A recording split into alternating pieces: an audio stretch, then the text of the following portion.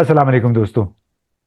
आज हम पाकिस्तान के गैर मुल्की तिजारती मामलात, ख़ास तौर पे ईरान और अफ़गानिस्तान के साथ हमारी सरहदें मिलती हैं। इन सरहदों पे क्या सूरत हाल है और ये सूरत हाल ख़राब होने से पाकिस्तान पे क्या असरात पड़ सकते हैं। इसके लिए हमने एक बार फिर ज़हमत दी है याकूब शेख साहब को। सबसे पहले तो या शेख साहब, अस्सलाम वालेकुम। वालेकुम सलाम क्या साहब, थैंक यू। जी। तो चूंकि आप का बड़ा कारोबार है वस्ती एशिया के साथ भी, अफगानिस्तान के साथ के रस्ते भी और अफगानिस्तान के साथ भी आप कारोबार करते रहे हैं। तो मैं आपसे बुनियादी तौर पर पूछना चाह रहा था कि आपका इतना एक वसी तजुर्बा है और कारोबार भी है जो कि मुतासर भी होता है जब भी सरहदें बंद होती हैं या कारोबार सस्पेंड होता है। तो सबसे पहले तो ये बताइए कि बड़ी उम्मीदें पैदा हुई थीं कि अमेरिका और ईरान के दरमियान एक मुफाहमती यादाश्त पर दस्तखत हुए और ये पाकिस्तान में ख़ास तौर पे कहा गया कि अब पाकिस्तान के भी वारे न्यारे हो जाएंगे, ईरान के ऊपर से पाबंदियां हट जाएंगी और यहाँ से हम वस्ती एशिया के साथ भी कारोबार शुरू कर सकेंगे। तो एक बड़ी पुरुमीदी का हमें एहसास दिया गया। एक तो ये पहलू है कि क्या ईरान के रास्ते पाकिस्तान वस्ती एशिया के साथ कारोबार कर सकता है या नहीं कर सकता, किस हद तक का वो सस्टेनेबल है। और दूसरी कि जो ताज़ा तरीन अभी झड़पें शुरू हो गई हैं, कशीदगी दोबारा पैदा हो गई है, इससे पाकिस्तान जैसे मुल्क पे फिर क्या असरात पड़ सकते हैं। थैंक यू इम्तियाज साहब, ये बड़ा अहम एक जो आपने सब्जेक्ट चुना है, बहुत इम्पोर्टेंट है हमारे ट्रेड के पॉइंट ऑफ व्यू से। पाकिस्तान की जो पोर्ट्स और पोर्ट्स के ऊपर जो हैंडलिंग और कार्गो और जो ट्रांजिट और जो ट्रांसशिपमेंट है, उसके हवाले से बड़ा इंपॉर्टेंट सब्जेक्ट आपने चुना है। और बहुत शुक्रिया आपने मुझे मौका दिया इस पे बात करने का। देखें, जहाँ तक ईरान की पोर्ट्स का ताल्लुक है, अभी तो टेंशन दोबारा से शुरू हो गई हुई है। बट स्टिल अगर आप देखेंगे, ईरान के ऊपर जो सैंक्शंस हैं वो पिछले 45 साल से तकरीबन जारी हैं। और उसमें बंदर अब्बास पोर्ट है उनकी, या चाबहार पोर्ट है, या और छोटी पोर्ट्स हैं उनकी, तो वो मुकम्मल तौर पे इन ऑपरेशनल थी। इन अ वे चंद एक जो शिपिंग लाइंस थी, जैसे इंडियन वेसल्स आते थे या चाइनीज वेसल आते थे, उसके अलावा जो मेन लाइन वेसल्स हैं वो वहाँ पे कॉल नहीं करते थे, वो शिप्स वहाँ पे नहीं आते थे। मॉर्स लाइन को आप देखें, एमएससी लाइन को देखें, सीएमए सीजीएम लाइन को देखें, तो कोई बड़ी लाइनें सैंक्शंस की वजह से या अमेरिका के एक ड्रेड की वजह से वहाँ पे कॉल नहीं करती थी।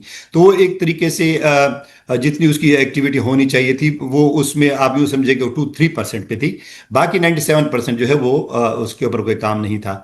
तो एक तो ये कि हम ये देख रहे हैं जी कि अब यहाँ पे अगर पीस हो जाती है और ईरान के साथ मामला तय हो जाते हैं, और फिर एक स्टेज ऐसा आता है कि ईरान की जो सैंक्शंस है वो हट जाती हैं। तो ईरान के सैंक्शंस के हट जाने से नो डाउट कि उनके पोर्ट्स, उनकी इकोनॉमी बड़ा फ्लरिश करेगी। और जो उनकी पोर्ट है वो ऑपरेशनल हो जाएगी, और सारी जो मेन लाइंस हैं वहाँ पे कॉल करना शुरू कर देंगी। लेकिन मैं इसको समझने से कासिर हूं कि हमारे लिए खुशी की कौन सी बात है इसमें। मैं तो इसके ऊपर हैरान हूं कि हम इसके ऊपर हम किस किस शौक में बगलें बजा रहे हैं कि वो तो हमारी कंपटीशन पोर्ट है। बंदर अब्बास अगर खुल जाती है, ऑपरेशनल हो जाती है, तो वो तो कराची को टफ कंपटीशन देगी, और इंस्टेड बाकी जो पोर्ट्स इस विसिनिटी में उनको भी टफ टाइम देगी। तो ये खुश नहीं होना चाहिए हमें कि बंदर अब्बास ऑपरेशनल हो गई तो फिर आपको एक कनेक्टिविटी वहां से मिल जाएगी, वो तो आपकी कंपटीशन में आ जाएगी। पहला पहला जो काम होना है वो यही होना है। और ईरान ये पूरी कोशिश करेगा कि जो आपके अफगान ट्रांजिट है, जैसे आज हमारे अफगान ट्रांजिट बंद है, हमारी जो ताल्लुकात है अफगानिस्तान के साथ ठीक नहीं है, हमारी बॉर्डर पूरी बंद है, और हम तकरीबन 3 तरफ से बंद ही हैं इस वक्त। और हमारी जो एक पोर्ट्स हमारी जो खुली हुई हैं, कराची पोर्ट है और जो पोर्ट कासिम है, वो इस वक्त ऑपरेशनल हैं, और उसके थ्रू आपके ट्रांजिट की जो शिपमेंट्स हैं वो आ रही हैं, और वो जा रही हैं ईरान के रास्ते से। तो अब ईरान में एक तो बहुत सारे इस वक्त जो मसाइल हैं वो ये हैं कि जब आपके कार्गोज ईरान में एंटर हो जाते हैं तो जो कम्युनिकेशन के इश्यूज हैं वो सबसे बड़ा एक मसला है। आपको ये पता नहीं होता कि आपकी शिपमेंट इस वक्त कहाँ पे ट्रेवल कर रही हैं। तो ये एक जो शिपमेंट से मुतालिक जो ग्रे एरिया आ जाता है, ये बड़ा पेनफुल होता है कि आप अपने कस्टमर्स से, अपने ट्रेड के जो बॉडीज हैं उनसे आप नहीं वो कर सकते, उनको बता सकते कि भाई आपकी शिपमेंट कहाँ पे कब तक पहुंच रही है वहां पे। एक तो ईरान में इस वक्त का मसला ये है। اور دوسرا اس وقت جو ہم ٹرانزٹ کی جو شپمنٹ لے کے جا رہے ہیں، جیسے افغانستان کی ٹرانزٹ شپمنٹس تو بند ہی ہیں، تو ازبکستان، تاجکستان اور قازقستان کی جو شپمنٹس یہاں سے جا رہی ہیں ہمارے پورٹ سے، بہت ہی کم ہو گئی ہیں۔ جیسے اگر 100% تھی تو اب میرے خیال میں ہارڈلی کوئی 7 to 8% رہ گئی ہوئی ہیں۔ تو وہ جتنی شپمنٹس چل رہی ہیں وہ آپ پہلے لے کے جا رہے تھے تافتان کے راستے سے، یہاں سے کراچی پورٹ سے، پورٹ قاسم سے تافتان جاتے تھے آپ، پھر تافتان سے آگے میر جاوا، میر جاوا سے آگے پھر ترکمانستان کے راستے سے آپ اس کو ازبکستان اور تاجکستان پہنچا رہے تھے، اور وہ چل رہی تھی ایک ان اے وے کہ تقریباً 4 ماہ سے تو میں دیکھ رہا تھا کہ شپمنٹ ہماری چل رہی تھی۔ لیکن ابھی جو صورتحال ڈیولپ ہوئی ہے، وہ جو سیکورٹی کے ایشوز آئے ہیں وہاں پہ، بی ایل اے کی جو ایکٹیویٹیز ہیں اور جو بھی انریسٹ ہے وہاں پہ، ایک سچویشن سیکورٹی کی وہاں پہ جو پیدا ہو گئی ہوئی ہے، تو اس سے تافتان کے بارڈر سے جو ٹرکرز نے ہے وہ جانا بند کر دیا ہوا ہے۔ آج بہت سارے کمپلیکس ایشوز ہیں یہاں پہ، اس راستے سے جو ایران کا ہے، ایک جو ایک اچھا یہ مخصوص تو طبقہ تھا اچھا ٹرکرز کا، ہاں، صرف وہی جاتا ہے۔ اچھا شیخ صاحب، آپ نے تو یہ بتایا، یہ اس جی کا ایک پہلو آپ بتا رہے ہیں، ٹرکرز مخصوص ٹرکوں والے وہاں سے جا رہے تھے۔ جو اس سے پہلے آپ نے کہا کہ 3 4 مہینے سے یہ سلسلہ چل رہا تھا کہ ہم ایران کے راستے شپمنٹ جا رہی تھی، وہ آپ کو کوئی اندازہ ہے کہ کس حد تک وہ شپمنٹس گئی ہیں افغانستان یا سینٹرل ایشیا، اور اس میں آپ کو فائدہ کیا ہے، کس حد تک وہ یہ روٹ جو ہے وہ فیزیبل ہے؟ یہ روٹ کسی صورت بھی فیزیبل نہیں ہے۔ میں بہت بلیک اینڈلی اور کلیئرلی یہ بتانا چاہ رہا ہوں آپ کے توجہ سے کہ دیکھیں، یہ روٹ ایک تو لمبا ہے۔ میں وہ بات تھوڑی سی بیچ میں رہ گئی تھی، مجھے اجازت دیں تو میں اب وہ پورا کر لوں کہ تافتان کا جو راستہ تھا وہ بھی آپ کا بند ہو چکا ہے۔ اب آپ کے پاس ایک ہی جو بارڈر ہے ایران اور پاکستان کی، وہ ہے گبد بارڈر، جس کو 250 بارڈر بھی کہتے ہیں، اور اس طرف سے گبد بارڈر کہتے ہیں اس کو، یہ گوادر کے قریب پڑتی ہے، سی سائڈ پہ، ادھر اس طرح گوادر سے اوپر کی سائڈ پہ ہے۔ تو اب یہ جو گبد بارڈر ہے، صرف یہ کھلی ہوئی ہے، اور اس کے راستے سے آپ کی جو ٹرانزٹ ریٹ کی شپمنٹس ہیں وہ یہاں سے جا رہی ہیں۔ باقی جو تافتان ہے وہ آپ کو بند ہو چکا ہے۔ اب اس میں جو مسائل ہیں وہ یہ ہیں کہ ایک تو یہ جو راؤٹنگ ہے بہت لمبی ہے۔ آپ اگر تورخم کے راستے سے جاتے ہیں یا چمن کے راستے سے جاتے ہیں تو آپ کی شپمنٹس پہنچی ہیں 10 سے 11 دن میں۔ آپ کی کراچی سے پورٹ سے اگر آپ اٹھاتے ہیں یا پورٹ قاسم سے اٹھاتے ہیں تو اس کا جو ٹرانزٹ ٹائم ہے وہ تاشکند تک کا وہ 10 سے 11 دن ہے۔ اور اگر آپ اس کو گبد کی بارڈر سے، جو اس وقت آپ کی کھلی ہوئی تافتان کے بند ہونے کے بعد سیکورٹی کی وجہ سے وہ بند ہو گئی، اب وہ گبد بارڈر کے راستے سے جو آپ کر رہے ہیں تو وہ اس وقت کم از کم 24 سے 26 دن لگ رہے ہیں۔ تو یہ آپ دیکھ سکتے ہیں کہ ایک تو جو ٹائم کا مسئلہ ہے وہ کسی صورت ایکسیپٹیبل نہیں ہوتا، اور دوسرا یہ ہوتا ہے کہ جب ٹائم زیادہ لگ رہا ہے تو لامحالہ جو ٹرانسپورٹیشن کاسٹ ہے وہ بھی تقریباً ڈبل ہو جاتی ہے۔ اس وقت جو ہم ورک آؤٹ کرتے ہیں وہ یہ دیکھتے ہیں کہ جو ٹرانسپورٹیشن کاسٹ ہے وہ ایٹ لیسٹ 40% زیادہ ہے اس راؤٹنگ سے جو ایران والی ہے، جو اگر آپ مقابلہ کرتے ہیں اس کا جو افغانستان والی راؤٹنگ سے، تو یہ جو ایک کمپٹیٹونیس ہے جو فریٹ کی ہے، وہ آف کورس افغانستان کے راستے سے زیادہ بہتر ہے انسٹیڈ آف ایران، کہ ایران سے ایک تو راؤٹنگ لمبی ہے، گرے ایریا ہے کمیونیکیشن کا، پلس جو ٹرانسپورٹیشن کاسٹ ہے وہ زیادہ ہے۔ تو یہ کوئی کہے کہ جی ایران ہمارے لیے ایز اے بیسٹ راؤٹنگ ہم نے جو ڈسکور کر لیا، تو میرے خیال میں مجھے تو ہنسی آتی ہے اس کو سن کے بھی۔ اچھا، تو یہ جو آپ بتا رہے تھے کہ جو بلوچستان کی اب جو صورتحال بن گئی ہے، کہ اس میں اگر یہ روٹ فیزیبل بھی ہو تو کیا موجودہ بلوچستان کے حالات میں ممکن ہے، مطلب بڑی کمپنیاں یہاں پہ آپریٹ کر پائیں گی گبت کے راستے ایران کے ساتھ یا ایران کے راستے تجارت کے لیے؟ آئے دن کی ایکٹیویٹی سے آپ سن رہے ہوتے ہیں دہشت گردی کے جو واقعات ہو رہے ہیں بلوچستان میں، تو میرے خیال میں اگر اس طرف بھی انہوں نے رخ کر لیا دہشت گردوں نے، جو کنٹرول نہیں ہو پا رہے، تو پھر یہ راؤٹنگ بھی مجھے تو خطرہ ہے کہ یہ بند ہو جائے گی۔ اور آپ مجھے اجازت دیں تو میں یہ گزارش کرنا چاہوں گا کہ یہ ساری ٹرمائل جو اس وقت ہوئی ہے وار کی وجہ سے، جو گلف میں آپ کا یہ اسٹریٹ آف ہرمز بند ہوا، آپ کی جبل علی پورٹ بند ہو گئی، اس کے بعد کویت بند ہو گئی، آپ کی بحرین بند ہو گئی، آپ کی جو دمام پورٹ ہے سعودیہ کی وہ بند ہو گئی، جو بصرہ پورٹ ہے عراقی وہ بند ہو گئی، اس کے بعد آپ کی بندر عباس بند ہو گئی، اور اس طریقے سے چابہار بھی بند ہو گئی۔ ایک یہ پورا اسٹریٹ آف ہرمز کے بعد کی جو یہ پورٹس تھی ساری بند ہو گئی۔ اور میں تو یہ سمجھتا ہوں کہ قدرت نے ایسا ایک موقع دیا تھا پاکستان کو اس اپرچونٹی سے فائدہ اٹھانے کا، لیکن بدنصیبی یہ ہے، اور میں اس اپنی لیڈرشپ کے اوپر مجھے افسوس ہوتا ہے کہ ایسے موقع سے فائدہ نہیں اٹھا سکی، کہ آپ کے پاس اس وقت بھی امتیاز صاحب، اس وقت بھی آپ کے پورٹ کے اوپر ڈسپریشن میں جو کنٹینرز ٹرانسشپمنٹ کے تھے، ٹرانسشپمنٹ وہ ہوتی ہے جس پورٹ کے اوپر آپ اتارتے ہیں اس کو اگلی پورٹ پہ جانا ہوتا ہے یا اگلی ڈیسٹینیشن پہ جانا ہوتا ہے. ٹرانزٹ تو یہ ہوتا ہے کہ اس کنٹری کی طرف جس کے ساتھ آپ کے ٹرانزٹ ٹریڈ کے بائی لیٹرل ایگریمنٹ سے وہاں جانا ہوتا ہے. بٹ ٹرانسشپمنٹ یہ ہوتا ہے کہ ایک پورٹ سے دوسری پورٹ پہ آپ کو اس کو لے کے جانا ہوتا ہے. ایسے اچھا میں کنٹینرز آپ کے اچھا شیخ پاس صاحب، 4,000. ہاں میں آپ کو یہ چونکہ عام لوگوں کو بہت زیادہ پتہ نہیں، میں چاہ رہا ہوں کہ آپ اس کی وضاحت کریں.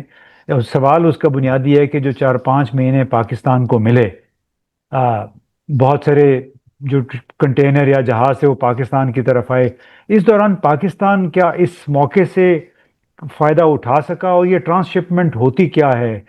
کس کس انداز میں پاکستان اس سے فائدہ اٹھا سکتا تھا؟ کوئی پالیسی بنی کوئی ہنگامی بنیادوں پہ کہ نہیں؟ پالیسی کی تو کیا بات کرتے ہیں سر. میں آپ کو یہ گزارش کروں کہ آج 4 مہینے کے ہونے کے باوجود بھی 4,800 کنٹینرز آپ کے پورٹس کے اوپر کھڑے ہیں. اور ان کنٹینرز کے لیے آج تک کوئی پالیسی نہیں ہے کہ یہ 4 مہینے کے بعد ان کا کرنا کیا ہے. یہ اللہ کی طرف سے ایک پلیٹ میں رکھ کے آپ کو ایک نعمت دی گئی تھی جس کا آپ نے فائدہ نہیں اٹھایا. آپ کی پورٹ ایکٹیو ہو جاتی ہے. آج ان پورٹس کے بند ہونے کی وجہ سے آپ کو ایک اپرچونٹی مل گئی تھی، اور یہ اپرچونٹی فار دا ٹائمنگ نہیں تھی بلکہ آپ تو اسٹریٹ آف ہارمز سے باہر ہیں. تو آپ اس کو ایسا انکیش کرتے کہ آپ ہمیشہ کے لیے ایک بڑی پورٹ کے طور پہ سامنے آ جاتے. آپ کے پاس بڑی لائنیں یہاں پہ کال کرتی، اور جو ڈسپریشن میں کنٹینر اتارے گئے اس کی جگہ پہ ایک نارمل ایکٹیویٹی پورٹ کے اوپر بڑھ جاتی ہے. مین لائن ویسلز کو آپ ایکٹریکٹ کرتے، مین لائن ویسلز آپ کے یہاں پہ آتے instead of unloading at the other ports. Like اس وقت فجیرہ کے اوپر ان لوڈ کر رہے ہیں، جو سلالہ پورٹ ہے اس کے اوپر ان لوڈ کر رہے ہیں. وہ ساری ایکٹیویٹی آپ کے یہاں پہ ہو سکتی تھی. تو ایک جو قدرت کی طرف سے موقع دیا گیا تھا، ہماری میں افسوس کرتا ہوں کہ ہماری لیڈرشپ نے اس سے کوئی فائدہ نہیں اٹھایا. یہ وہ کہتے ہیں نا کہ وار میں اپرچونٹیز کریٹ ہوتی ہیں، اور پاکستان کے لیے جو اپرچونٹیز کریٹ ہوئی تھیں وہ بہت افسوس کے ساتھ کہنا پڑتا ہے کہ ہماری لیڈرشپ کی نااہلی کی وجہ سے ہم اس کو انکیش نہیں کر سکے اور ہم اپنی سپورٹ کو ایکٹیویٹ نہیں کر سکے. اور آج تک آپ اس کے اوپر حیران ہوں گے کہ 4 مہینے کے بعد بھی یعنی ٹرانسشپمنٹ ڈائریکٹریٹ کو یہ نہیں معلوم کرنا ان کے ساتھ. تو یہ ابھی تک بھی پالیسی نہیں بنی. تو اس کے اوپر افسوس ہوتا ہے کہ ہمیں قدرت موقع دیتی ہے بار بار لیکن ہم اس سے فائدہ نہیں اٹھاتے. یعنی ٹرانس شپمنٹ یہ ہے کہ ایک پورٹ پہ سامان پہنچا ہے، اس کے بعد اس نے کسی دوسری پورٹ پہ اس کو بھیجنا ہے.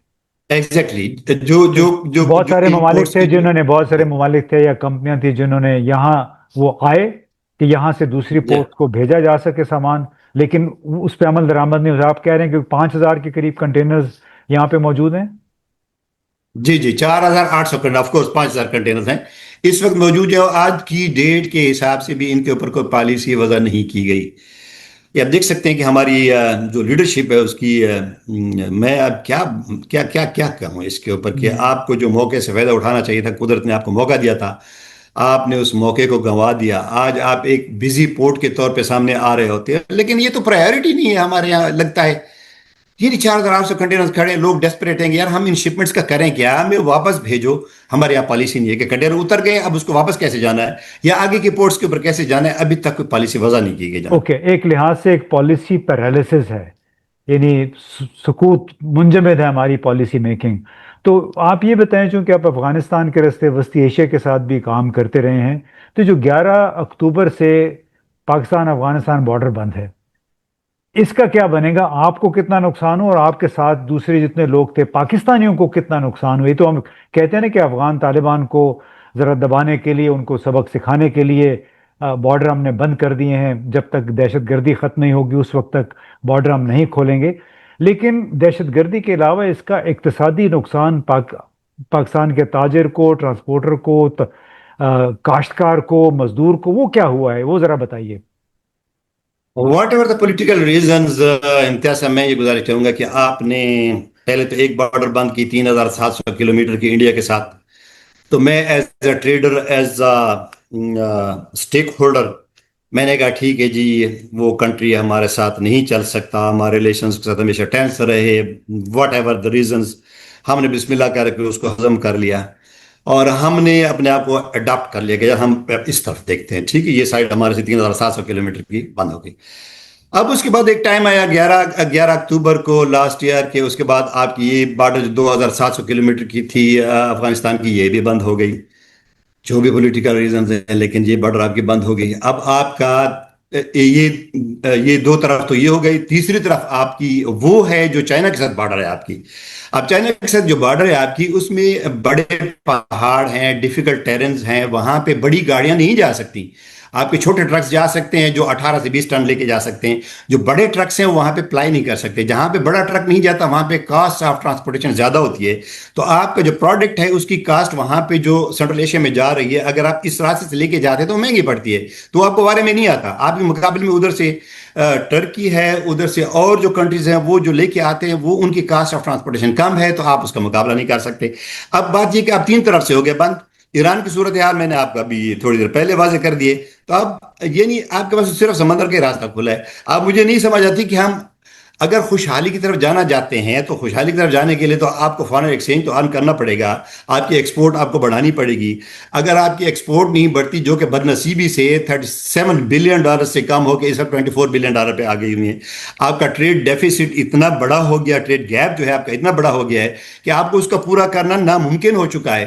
تو مجھے تو سمجھ نہیں آتی کہ ہم جا کہاں رہے ہیں. یعنی اگر آپ کا $50 بلین کا ٹریڈ ڈیفیسٹ ہے تو آپ اس کو کیسے پورا کریں؟ یہی پورا کریں گے کہ آپ بیٹھے بیٹھے آئے دن نئے نئے ٹیکسز لگائیں گے. اور جو آلریڈی پسی ہوئی ایک انڈسٹری ہے جو ایکسپورٹرز ہیں. اب میں آپ کو ایک مثال دوں کہ میرے ایک دوست ہیں ایکسپورٹر ہیں سینٹرل ایشیا کے لیے، ان کی میڈیسنز جاتی ہیں. انہوں نے مال تیار کر کے رکھے تھے جو ونٹر میں جانے تھے، نزلہ زکام بخار کے ان کے کنٹینرز، ان نے 10-12 کنٹینرز کا مال تھا ان کا. اب این اکتوبر میں جا کے وہ بند ہو گیا. انہوں نے شپمنٹ کرنی تھی، وہ پس کے رہ گئے. ان کی شپمنٹ وہ ساری جو مارکس ہیں نمبرز ہیں ہر باٹل کے اوپر وہ تو وہیں رشین میں لکھے ہوئے ہیں، وہاں جانے تھے. اب وہ کہاں لے کے جائیں؟ ان کا وہیں سڑ گیا. اچھا ان کا وہیں سٹورز میں وہ مال سڑ گیا کہ ایکسپائر ہونے لگا ہے. اب وہ تو کہاں بھیجے؟ ایک اچھا. ایک یہ لاس ہو گیا آپ کو ہم، اس وجہ سے کہ آپ کے پاس راستہ تھا ہی نہیں. یہ بارڈر تو بند ہو گئی. اب ہمیں نکلنے کا راستہ تو دو. ایکسپورٹ کو انکریج کرنے کے لیے دوسرے کنٹریز کیا کرتے ہیں ذرا انہیں کو دیکھ لیں. چائنا کو دیکھ لیں. آپ کو 17%، 12% سے لے کے 17% آپ کو ریبیٹ دیتی ہے. آپ کا جو الیکٹریسٹی کا ٹیرف ہے وہ ان کا آلموسٹ زیرو ہے. آپ نیبرنگ کنٹری انڈیا کو دیکھ لیں، وہ کتنا فیسیلیٹیٹ کرتی ہے آپ کے ایکسپورٹ کو. آپ نے ساری کربز اپنی ایکسپورٹ کے اوپر لگا دیا اور کوئی پرائیورٹی نہیں ہے.